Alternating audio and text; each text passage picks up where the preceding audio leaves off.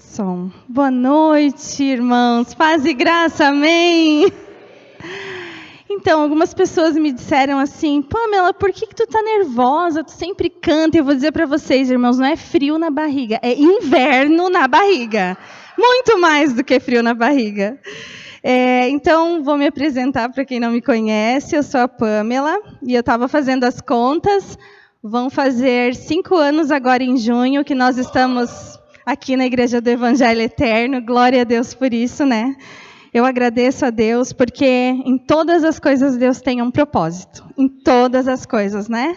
Nas coisas boas e nas ruins também, Deus, Ele transforma os caminhos, né? Ele endireita os caminhos e isso é muito bom.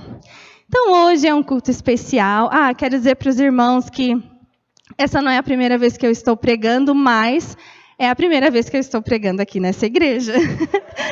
Então, com certeza, eu estou muito nervosa, irmãos, com certeza. E vamos lá, irmãos, porque aqui eu não vou falar sobre mim, eu vou falar sobre a palavra do Senhor, e aí não tem erro, certo?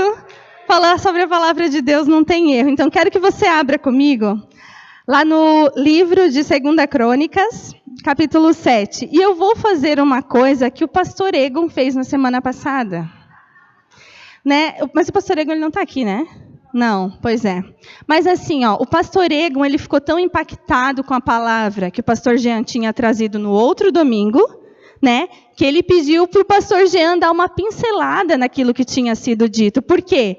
Porque ele ficou tão impactado e, na verdade, ele trouxe uma mensagem que foi a continuação da mensagem do pastor Jean. E o que aconteceu, irmãos? Deus fez a mesma coisa comigo.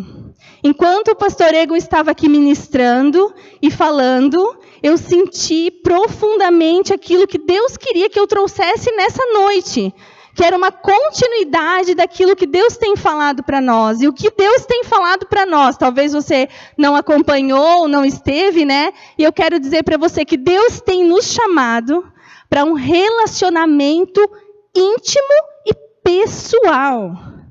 Lá em Êxodo 33, Moisés arma uma tenda fora do arraial. Para quê? Para ele ter um momento fora das distrações do arraial, um momento só ele e o Senhor. E é interessante que o texto diz que os filhos de Israel se colocavam na porta e ficavam olhando. E quando Moisés entrava na tenda, descia a nuvem de glória. E Moisés falava com Deus como se fala com um amigo. E aí o pastor Egon, no domingo passado, ele trouxe a mensagem falando sobre o templo. Que existe uma continuação dessa tenda quando se constrói o templo. E aí, a partir do templo, Deus também manifesta a sua glória de uma forma muito especial e mantém esse relacionamento íntimo, não somente na pessoa de Moisés, mas também com o povo. Esse relacionamento íntimo agora ele é estendido ao povo. E aí que lá no momento da pregação, e você que abriu comigo lá em 2 Crônicas 7, vamos ler a partir do verso 14, que é um verso muito conhecido. E aí a gente vai ler até o 16, que diz assim: Se o meu povo, que se chama pelo meu nome, se humilhar e orar e me buscar, e se converter dos seus maus caminhos, então eu ouvirei dos céus, perdoarei os seus pecados e sararei a sua terra. Estarão abertos os meus olhos e atentos os meus ouvidos à oração que se fizer neste lugar. Porque escolhi e santifiquei esta casa, para que nela esteja o meu nome perpetuamente.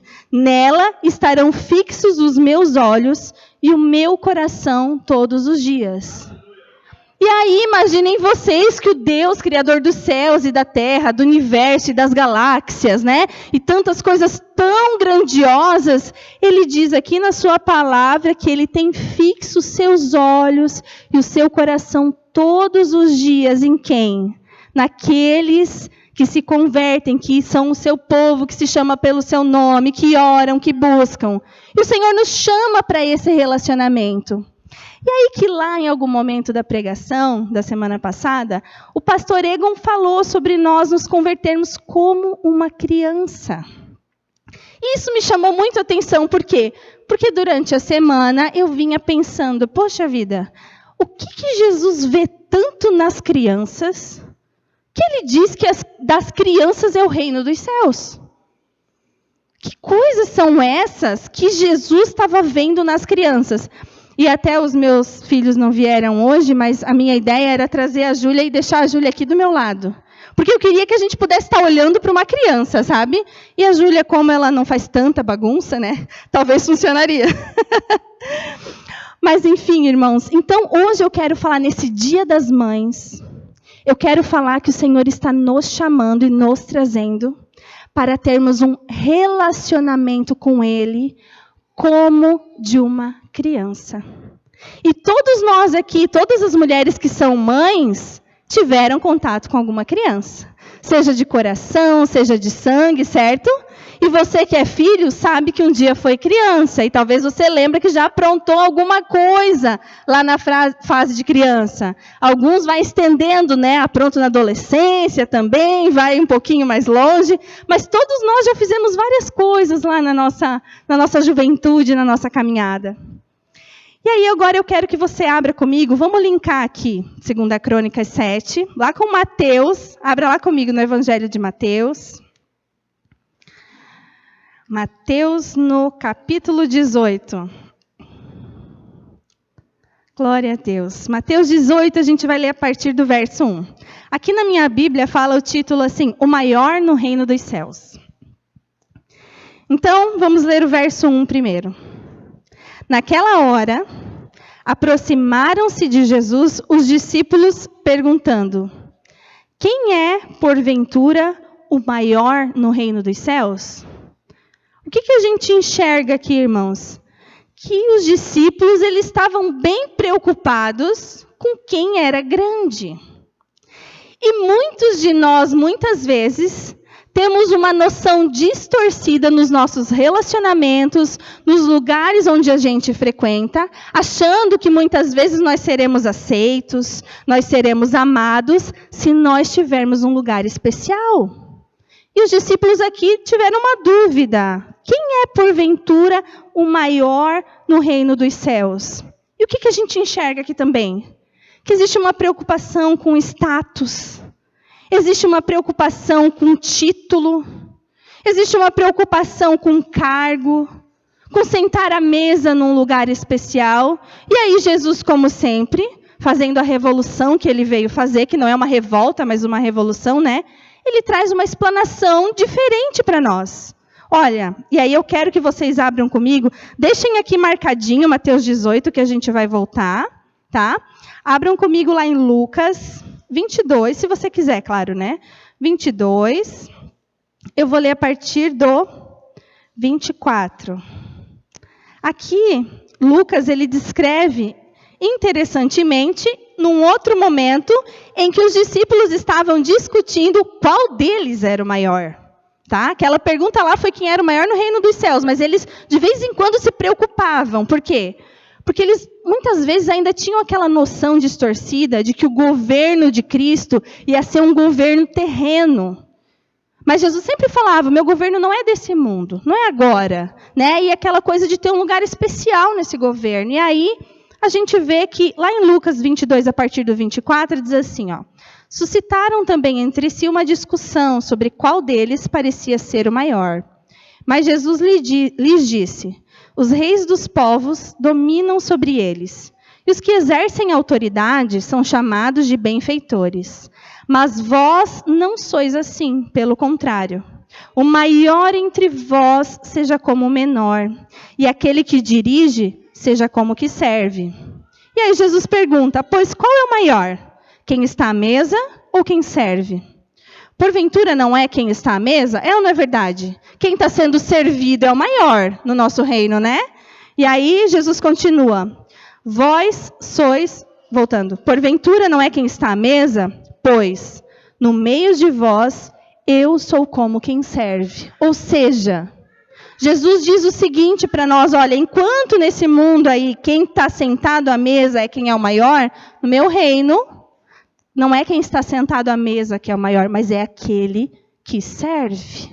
Então a gente já começa aí, Jesus mudando um pouco os conceitos que a gente tem sobre importância. Importância no reino e importância no relacionamento com o Senhor. Que não tem a ver com status, não tem a ver com título, não tem a ver com quantas pessoas elogiam ou não elogiam, não tem a ver com quanto eu sou bom ou eu sou ruim. O nosso relacionamento com Deus, ele está aquém desses termos, desses parâmetros. O Senhor não nos enxerga como muitas vezes nós nos enxergamos. E aí vamos continuar. Mateus, lá no 18, vamos voltar lá no 18. E aí, os discípulos fazem essa pergunta no 1, e aí no 2, o que Jesus faz? E Jesus, chamando uma criança, colocou-a no meio deles. A primeira coisa que Jesus faz é tirar a atenção deles mesmos e colocar a atenção deles para uma criança. Alguém que aparentemente naquela sociedade não tinha tanto valor, é ou não é verdade? Quem que era considerado valoroso? O homem judeu que tinha o estudo, né? Então a gente está falando aqui de alguém que Jesus traz para o centro da conversa, alguém que aparentemente não era importante. Alguém que os discípulos, num outro momento lá, dizem, sai, sai, sai. E aí Jesus diz, não, calma aí. Deixai vir as minhas criancinhas. Enquanto os discípulos estavam preocupados, que Jesus estava dando toda uma explicação teológica e as crianças estavam atrapalhando, Jesus diz, não, deixai vir as minhas criancinhas, porque delas é o reino dos céus. Mais uma vez sendo confrontados, questão de importância e status, e aquilo que a gente enxerga com aquilo que Jesus enxerga sobre nós. E aí, quando Jesus diz assim, chamando uma criança, colocou-a no meio deles.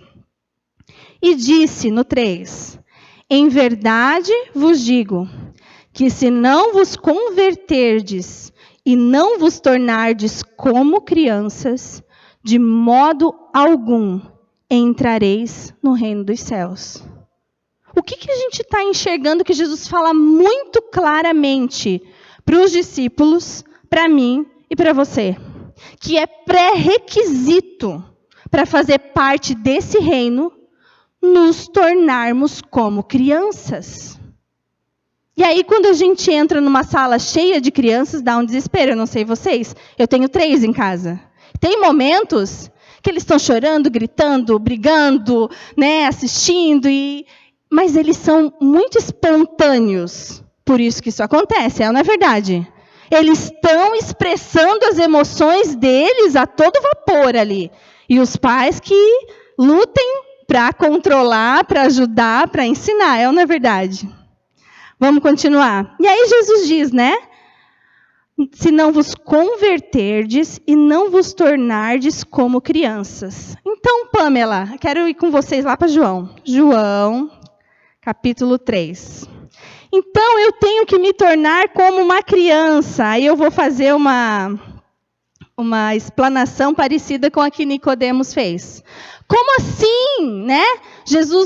Quando Jesus vai falar com Nicodemos, eu vou ler um pouquinho aqui só para a gente... Nicodemos, João 3, a partir do 2. E este de noite foi ter com Jesus e lhe disse, Rabi, sabemos que és mestre vindo da parte de Deus, porque ninguém pode fazer estes sinais que tu fazes, se Deus não estiver com ele.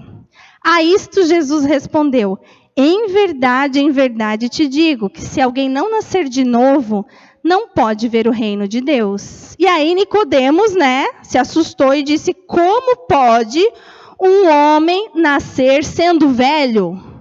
Como pode eu e você, sendo adultos, nos tornarmos crianças? Vamos fazer essa pergunta para nós? Como pode? A mesma dúvida de Nicodemos. É uma coisa humanamente impossível, certo? E aí, pode porventura voltar ao ventre materno e nascer uma segunda vez? E aí Jesus responde, em verdade te digo, quem não nascer da água e do Espírito não pode entrar no reino de Deus. Olha só o link que nós temos. Jesus diz que se nós não nos tornarmos como crianças, não podemos entrar no reino de Deus. E Jesus fala para Nicodemos que se nós não nascermos da água e do Espírito, nós não podemos entrar no reino de Deus. E aqui a gente tem uma ligação muito importante. E qual é essa ligação? A água significa o batismo e o Espírito significa o quê? Que metáfora que Jesus está usando para que eu me torne como uma criança, para que eu nasça de novo? Ele está dizendo que o que tem que mudar aqui é o nosso coração. É algo dentro do nosso íntimo. Inclusive, essa palavra conversão ali de Mateus 18, tá? Ela fala sobre essa expressão lá no original diz a ideia de mudar de ideia, de você se tornar outra pessoa. Essa palavra conversão não significa simplesmente eu ser o mesmo e mudar de direção, mas significa que nessa mudança eu estou sendo transformado.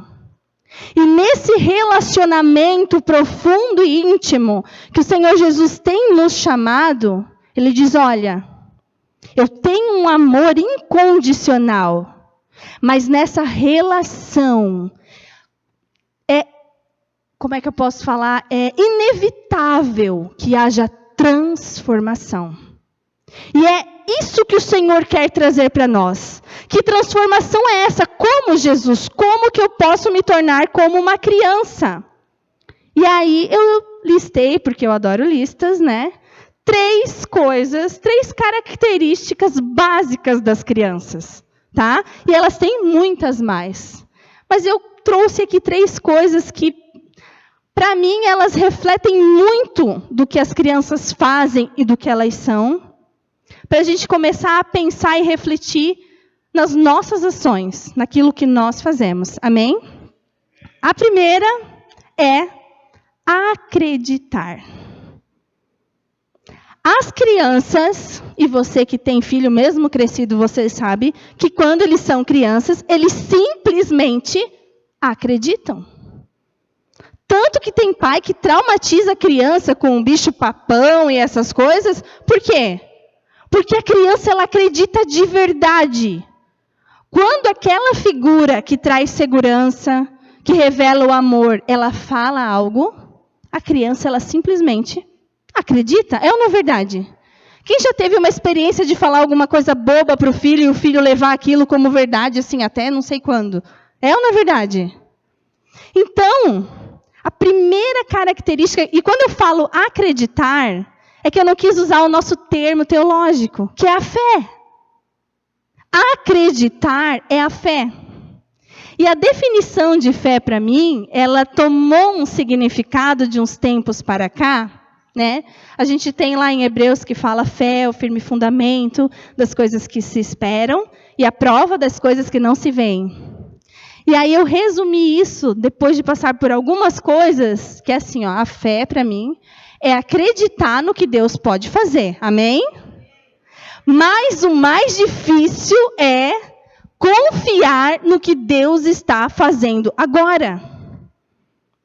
Porque, irmãos, a gente ter esperança e acreditar que a coisa vai ser melhor e tal, é legal e até conforta os nossos corações. Mas quando no meu hoje as coisas não estão dando certo e eu preciso ter fé que Deus, Ele está no controle, isso é difícil. É muito difícil. Mas isso é fé. Então, quando o teu filho vê chovendo, né? Tá chovendo, pai, vai encher a nossa casa, e o pai diz, não vai. O que acontece com o filho? Ele simplesmente acredita que não vai, esquece a preocupação dele, vai brincar, vai fazer o que ele estava fazendo. Inclusive, eu tenho um exemplo lá em casa, que o Heitor, a gente teve uma experiência que a nossa casa ela é meio embaixo, e daí veio tipo uma água do vizinho e caiu para dentro do nosso terreno, tal, e o Heitor ficou muito traumatizado. Inclusive, a professora da escola nos chamou. Por quê? Porque dia de chuva todas as crianças estavam se divertindo e ele estava em pânico. E aí a gente lembrou desse episódio que ele presenciou de vindo quase uma cachoeira para dentro do nosso terreno. E aí o Duda falou, puxa, que engraçado, mas quando eu estou junto, ele nunca fica com medo da chuva. Olha só. Então, a gente vê um exemplo real aqui, né, humano, de uma criança que tem medo. Mas quando o pai está presente, aquela figura que traz segurança, para ele está tudo tranquilo. E o Senhor nos chama a termos esse nível de confiança em Deus. E não é o nível dos reis, é o nível das crianças.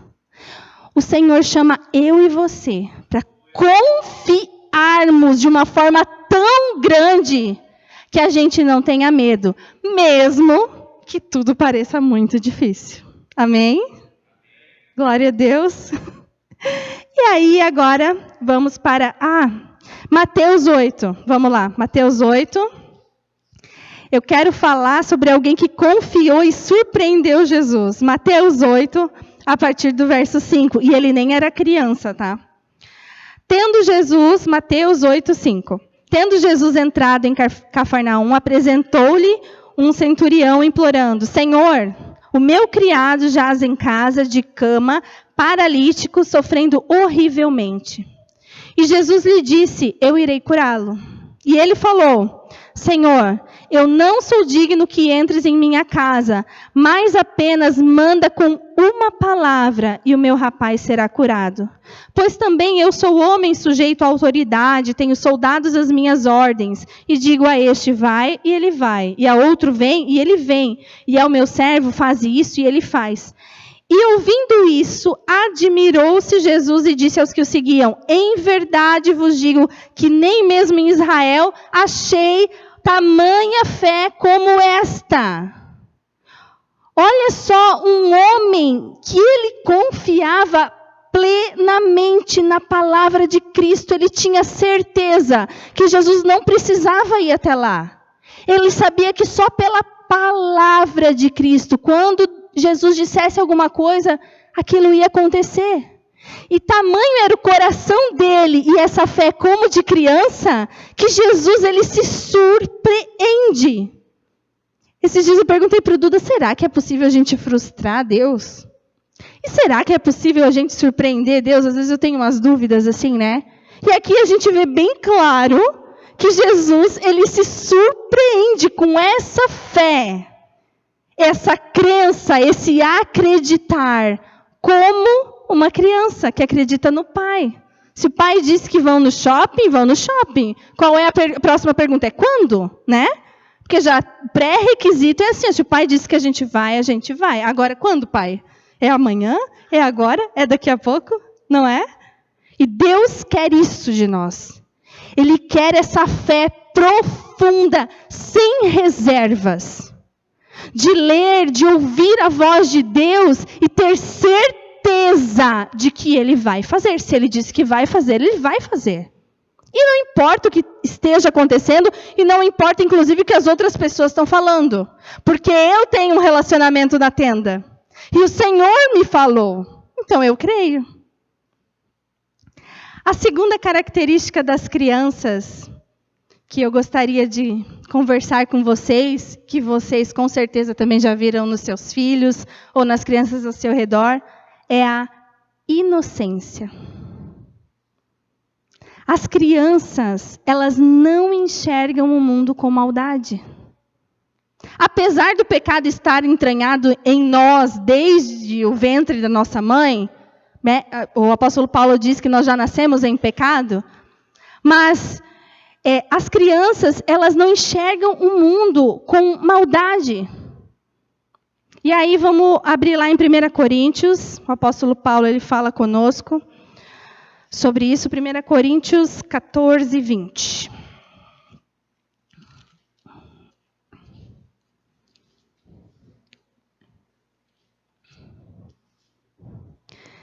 Coríntios 14, 20 diz assim: irmãos, não sejais meninos no juízo, ou em algumas versões, no entendimento.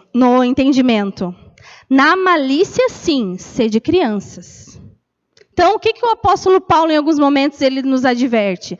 Ele nos adverte sobre a imaturidade das crianças, que em alguns pontos da nossa vida nós precisamos caminhar para a maturidade. Ele fala sobre aquelas pessoas que ainda querem tomar leite, mas que precisam comer o alimento sólido.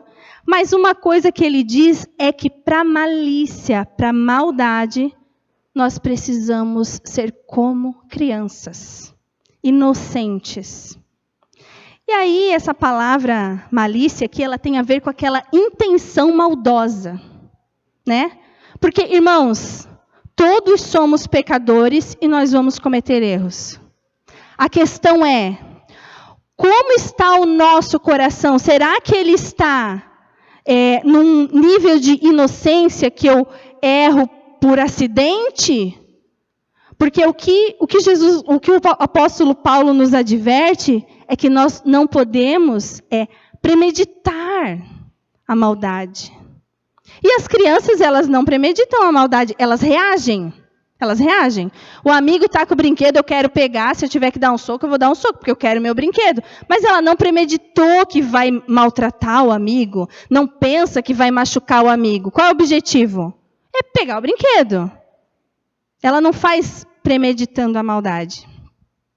Aí eu vou dar um exemplo da Júlia, né? Então a Júlia, ela tem uma condição que ela não se comunica com palavras. Ela tem uma comunicação não verbal, que a gente chama, que é assim, uma comunicação, ela usa o olhar, às vezes ela bate a mãozinha, assim, quando ela quer chamar, ela bate assim do lado, mas é uma comunicação bem, vamos chamar assim, bem pobre em relação à comunicação verbal, por exemplo, né? E o que acontece? Às vezes ela precisa se expressar, começa a ficar muito brava e não consegue se expressar porque ela não fala. E aí o que ela faz? Às vezes ela morde. E a mordida dela dói, irmãos. Dói bastante. E aí, por que eu estou falando isso? Porque ela é inocente, ela não faz premeditado. Ela está reagindo emocionalmente e aquilo acaba acontecendo porque ela não sabe o que fazer. Ela não tem muitas opções na gama dela de comunicação. E é uma das formas que ela reage, através da mordida. A gente conversa com ela, muitas vezes a gente já sabe que ela está nervosa, já direciona ela de uma forma que a gente sabe que ela não vai machucar, mas a gente entende que ela está tentando se expressar, tá? E não é passando a mão porque está fazendo alguma coisa errada. Ela realmente, a gente vê que às vezes ela sofre para tentar se comunicar e não consegue. E é desse tipo de inocência que eu estou falando. A Júlia, ela está reagindo, ela quer falar, mas ela não consegue, ela quer expressar algo e dizer que tem alguma coisa incomodando, mas ela não pode. Então é a forma que ela encontrou. E o que o Senhor quer de nós é esse tipo de relacionamento. Um relacionamento real. Às vezes eu estou chateada, Senhor, estou chateada, não queria que isso acontecesse. Não queria. Mas não é um relacionamento que a gente tem maldade, inclusive com as outras pessoas também. Vamos abrir lá em 2 Samuel. Quero dar um exemplo aqui dessa inocência.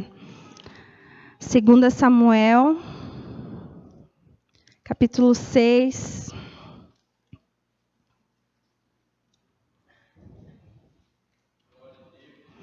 Segundo Samuel 6, vamos ler do 12 ao 16 primeiro, depois nós vamos lá para o 20.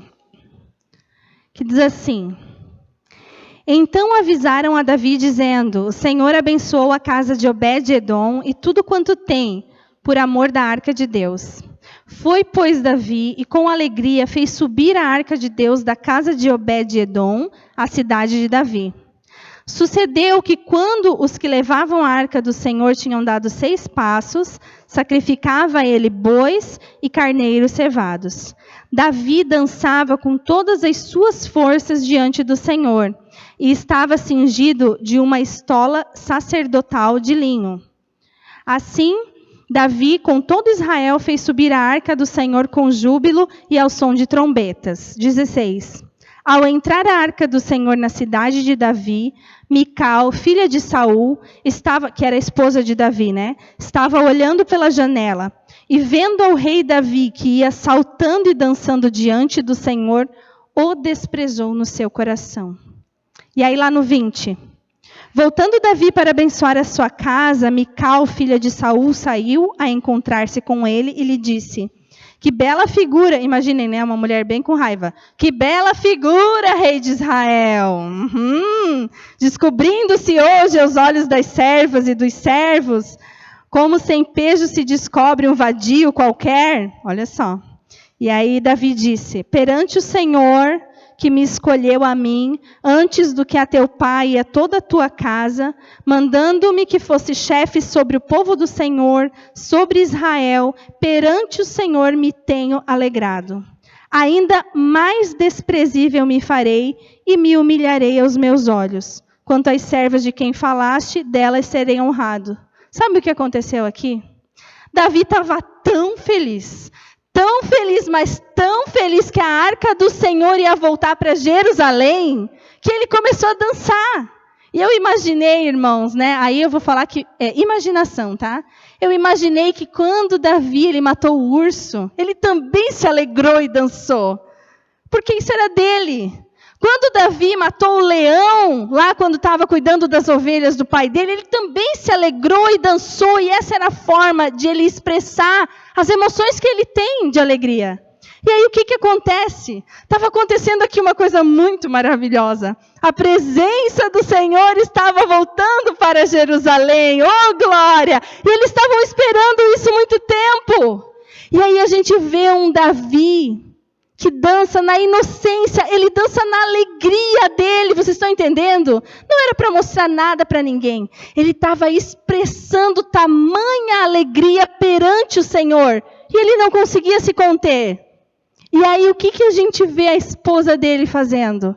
Ela olha com desprezo, ela tem essa maldade, ela olha com esse olhar maldoso, enquanto Davi estava se alegrando de uma forma inocente, ela olha com esse olhar de desprezo.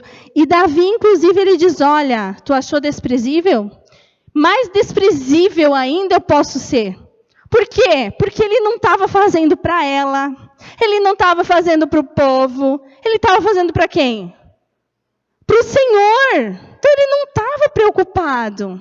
E aí a gente volta lá para Mateus 18, quando Jesus diz assim no 4, né? Então no 3, em verdade vos digo que se não vos converterdes e não vos tornardes como crianças, de modo algum entrareis no reino dos céus. Portanto, aquele que se humilhar como essa criança, este é o maior no reino dos céus. Eu não sei se vocês já passaram por alguma coisa assim. Esses dias eu estava levando Israel na escola e ele começou a gritar para o amigo do outro lado da rua. Eu nem lembro o nome do amigo, mas ele começou a gritar. E é uma rua movimentada, e ele queria que o amigo olhasse para ele dar oi. E eu achando aquilo o maior mico, né? Eu só falava, filho, daqui a pouco tu já vai chegar pertinho dele, não precisa gritar.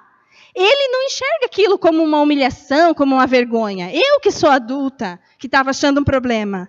Mas ele, na inocência dele, o que ele queria? Ele queria cumprimentar o amigo.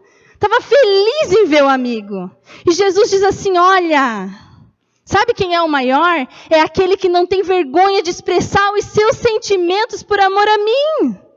Esse é o maior. Aquele que não tem medo de viver por mim. De ser quem ele realmente é por mim. É isso que Jesus diz. E aí nós vamos para o terceiro. Então, primeiro, só relembrando, eu falei sobre a fé, sobre acreditar. O segundo, sobre a inocência. E o terceiro é o coração limpo. E o que é o coração limpo, né? Aqui Jesus entrou, meu coração limpou. Não tem a musiquinha das crianças? Coração limpo tem a ver, totalmente relacionado, com o coração arrependido. Não existe um coração limpo, plenamente limpo, por natureza, irmãos. Nós somos pecadores.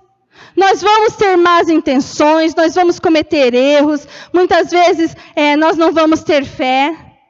Mas sabe o que faz com que a gente consiga ter um relacionamento genuíno com Jesus? Não ter vergonha de entrar nessa tenda todo dia? É nós estarmos dispostos a nos arrependermos. Salmos 24, 3.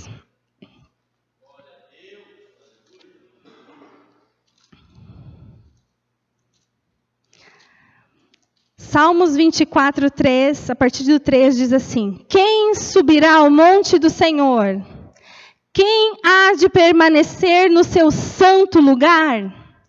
o que é limpo de mãos e puro de coração, que não entrega sua alma à falsidade, nem jura dolosamente. Este obterá do Senhor a bênção e a justiça do Deus da sua salvação. As crianças, irmãos, elas gostam de esconder o erro, igual a gente, tá? Mas quando elas decidem confessar, elas não têm vergonha de dizer. Quando elas colocam no coração que elas vão pedir desculpa, elas vão lá e falam tudo. Mãe, eu bati no fulano, e com a mão assim. Não tem? Eles falam os detalhes do erro. Por quê? Porque eles decidiram contar. Então, para eles, é indiferente os detalhes da história. E aí, por que eu estou falando isso, irmãos? E inclusive, lá em casa, a gente tem uma regra, que foi a Adri até que me inspirou, que é assim, quem fala a verdade não merece castigo. Para incentivar que a verdade é mais importante do que qualquer coisa, né? Eles precisam confessar. E aí, irmãos, que muitas vezes nós temos a tendência diante de Deus de não termos um discurso genuíno. Senhor, perdoa os meus pecados. Mas o que eu fiz? Ai, Senhor, eu queria bater na pessoa no trânsito que cortou a minha frente. Estão entendendo? Com todas as palavras. Não é com vocês, é só eu que às vezes sinto essa vontade, né, irmãos? Eu sei que vocês são bem tranquilas nesse ponto. Sabe, irmãos, confessar para Deus os pecados com todas as palavras, para que aquilo realmente saia do coração. E às vezes, inclusive eu estava conversando com o Rodrigo sobre isso, parece tão grande dentro da gente, né? Aí quando tu confessa, puxa, sai um peso assim, parece que até ficou pequeno. Né? Era um elefante e virou uma formiga, assim, porque a gente conseguiu tirar aquilo de dentro de nós. E o coração limpo, ele só é possível quando nós estamos dispostos a falar para o Senhor os nossos pecados com todas as palavras. E dizer, Senhor, eu quero ter um relacionamento contigo, mas assim, eu fiz isso, às vezes eu penso isso, e eu não quero ser assim. Eu quero sim ser como uma criança diante de ti. Eu quero sim ter fé, acreditar mesmo no que tu me diz. Eu quero sim ter um coração inocente e não desejar a maldade. E eu quero sim ter um coração limpo, verdadeiro e arrependido. Mas isso é uma decisão que nós precisamos tomar todos os dias. Não existe uma chave que vira, seria tão bom, né? Virou a chave, a partir de agora, uhul, inocência, né? Fé. Não. É uma luta todos os dias. Mas eu sempre gosto de pensar que é tipo academia, né? A gente vai na primeira semana, os músculos, meu Deus, doem e tal. E aí, conforme tu vai exercitando aquele músculo, ele vai doendo menos. É ou não é verdade? Vai doendo menos. Se a gente para de exercitar, né? Quem faz academia há muito tempo e fica um tempo sem ir, o que acontece? Já sente de novo. É ou não é verdade? Já começa a sentir. E como que nós podemos tornar esse ser como criança mais leve? É persistir. É lembrar disso todos os dias. E a gente não ser como Adão, por exemplo. Que Adão pecou, o que ele fez? Correu se esconder, né? E aí Deus, Adão, e Adão estava lá, não, eu errei. O que vai acontecer comigo? Deus disse que eu vou morrer. Né? Ele correu de Deus. E a gente, ser humano, normal, tem a tendência do quê quando peca? Correr de Deus, né? Dar aquela escondida assim, como é que eu vou orar agora? Começar com o Senhor, meu Deus e meu Pai, a oração, e fez uma coisa muito errada. Não, exatamente. Esse Senhor que está em todos os lugares, que viu quando a gente cometeu aquele erro, ele fica muito feliz quando a gente volta e confessa esse erro, como um pai. Já aconteceu, esses dias o Israel pegou um chocolate escondido e foi comer. E claro, quando eu cheguei perto, eu vi que a caixa do chocolate estava aberta e ele estava com a boca cheia de chocolate. Então, irmãos, é claro que ele estava comendo, certo? Mas o que eu fiz? Eu disse, filho, você comeu chocolate? Ele me olhou bem sério, tipo, a minha mãe, né, tem uma visão assim. Você comeu o chocolate dele? Comi. Eu falei, ai, filho, que bom que você falou a verdade. Quer dizer, a desobediência até ficou pequena, perto do fato de ele ter coragem de confessar a verdade. É ou não é verdade? Irmãos, a gente é uma projeção, vamos usar essa palavra, do nosso relacionamento com os filhos é algo próximo do relacionamento de Deus conosco. Claro que nós somos falhos e imperfeitos, mas o que o Senhor quer de nós? Ele quer esse relacionamento real. Ele quer esse filho que mesmo com a boca cheia de chocolate, né? Não fale assim, não comi. Não, diga, sim, Senhor, eu comi, me perdoa. É esse Deus que está nos chamando. E aí, vamos lá para 1 João. Lá no finalzinho.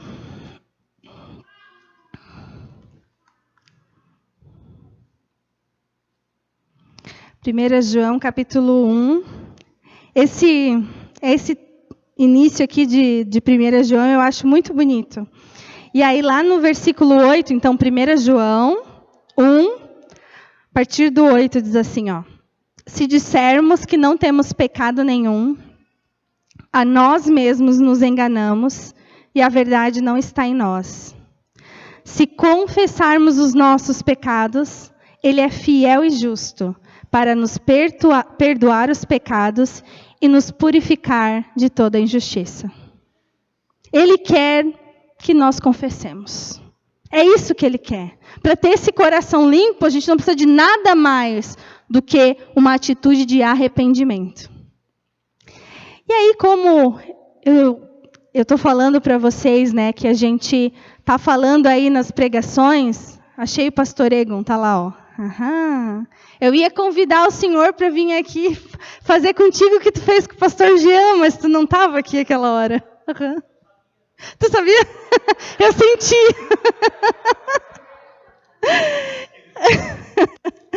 Irmãos, ele tem uma relação muito próxima com Deus, que Deus já até tinha avisado. Pois é. Então, nós estamos falando de relacionamento, né? Relacionamento. E o Senhor quer que nos tornemos como crianças. E aí eu quero só trazer aqui, como última parte da pregação, que quando uma mãe tem um filho, né? Esse filho nasce, o primeiro relacionamento, a primeira ligação que existe é a ligação de dependência total. A gente não faz o pulmão funcionar e o coração bater, mas o resto, as necessidades básicas da criança, elas são atendidas a partir dos pais, certo? Então a criança, ela vive, da própria mãe surgiu o alimento, né? E a mãe tem esse coração de limpar, de dar comida, e aí a criança chora, a gente não sabe do que é, e aí corre é cólica, corre é a fralda, corre é fome, não é nada, né? Quer ver pais de primeira viagem, né, gente?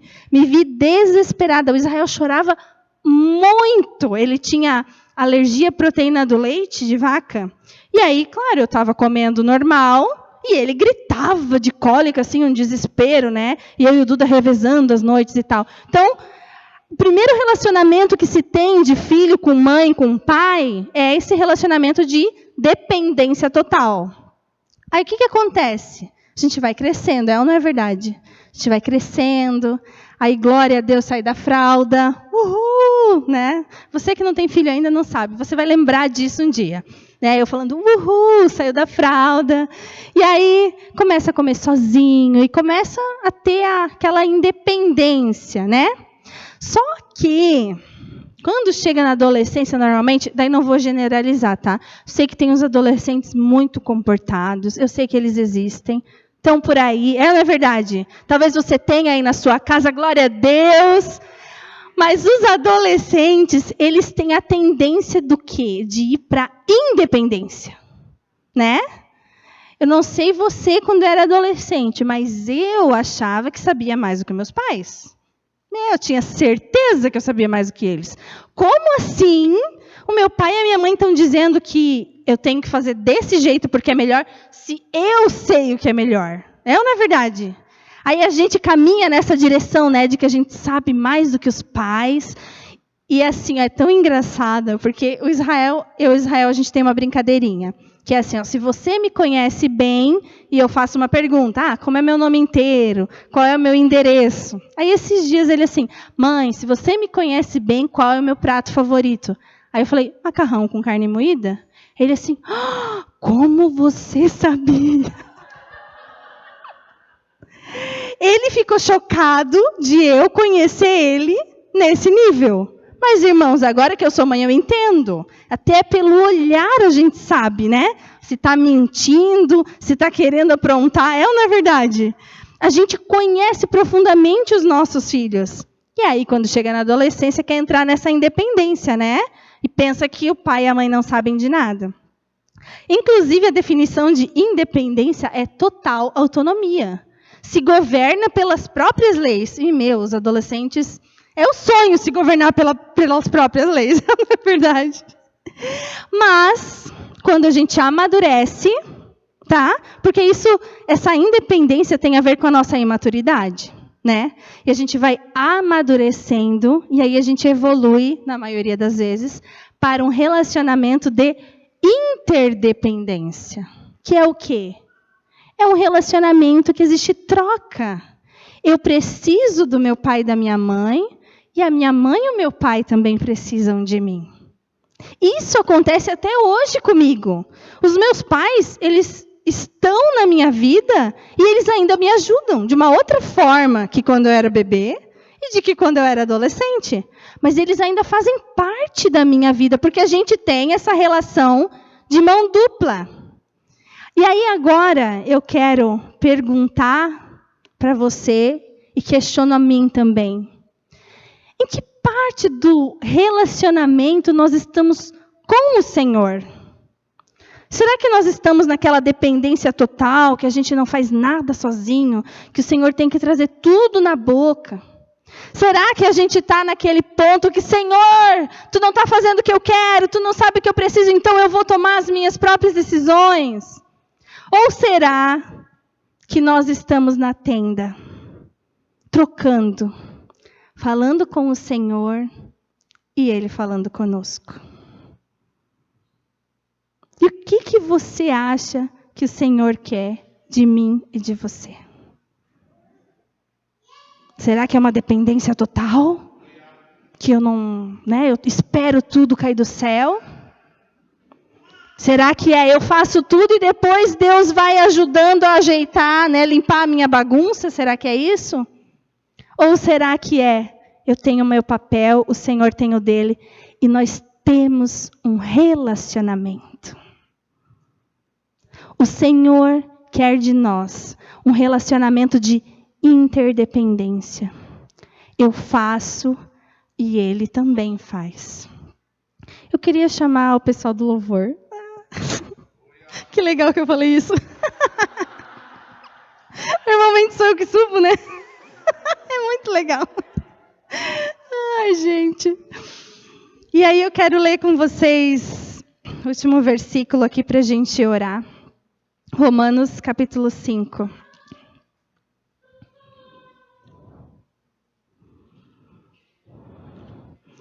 Romanos capítulo 5.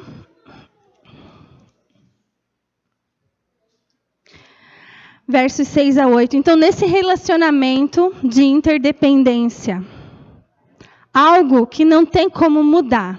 Se a gente for dependente, independente, interdependente, tem uma coisa que nunca muda, que é o amor de Deus por nós. Isso nunca muda. E uma coisa que eu aprendi é que amor está totalmente relacionado com aceitação. Não existe amor quando nós não aceitamos. E eu falo isso porque quando eu descobri que a Júlia tinha uma síndrome, eu tive que desconstruir aquela filha que eu tinha idealizado e enxergar a filha que Deus me deu. que é a Júlia. E olha que interessante, talvez ela nunca vai andar, nunca vai falar, talvez ela não vai usar as mãos, esse é o diagnóstico dela. Mas sabia que para eu amar ela, ela não precisa fazer nada disso? Só a forma com que ela olha para mim, aquele sorrisinho que ela dá para mim, aquilo ali é mais do que suficiente para que eu a ame. Ela não precisa fazer mais nada. E sabia que o amor de Deus por nós é exatamente assim? Ele não quer que você seja outra pessoa. Ele não quer que você simplesmente abra a mão da sua vida e agora você se transforme, tenha um padrão, coloque uma roupa determinada. Não, ele não quer. Sabe como que ele quer você?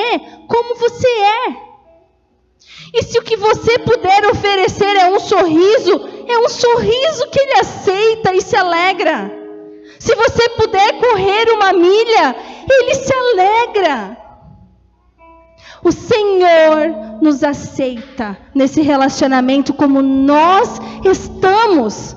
E a partir dessa convivência com Ele, a partir do momento que nós estamos junto com Ele, nós começamos a ser transformados. E aí às vezes aquele sorrisinho se transforma numa coisinha a mais. Mas se não se transformar, o Senhor ainda nos ama do mesmo jeito. E essa é a coisa mais linda do mundo. Porque muitas vezes, nos relacionamentos no mundo, sempre se espera algo em troca. Inclusive, a Thelma falou isso ontem, no Café das Mulheres. A gente tem a tendência de achar que nos relacionamentos, a gente só vai receber amor quando a gente faz alguma coisa. Quando a gente é alguma coisa. Quando a gente dá alguma coisa. E aí Deus vem e diz, olha, eu quero você como você está. E aí depois, quando você começa a caminhar comigo, as coisas vão se transformando, mas no hoje, o convite que o Senhor tem para mim e para você hoje, é que Ele nos quer nos transformar como crianças, do jeito que a gente está agora.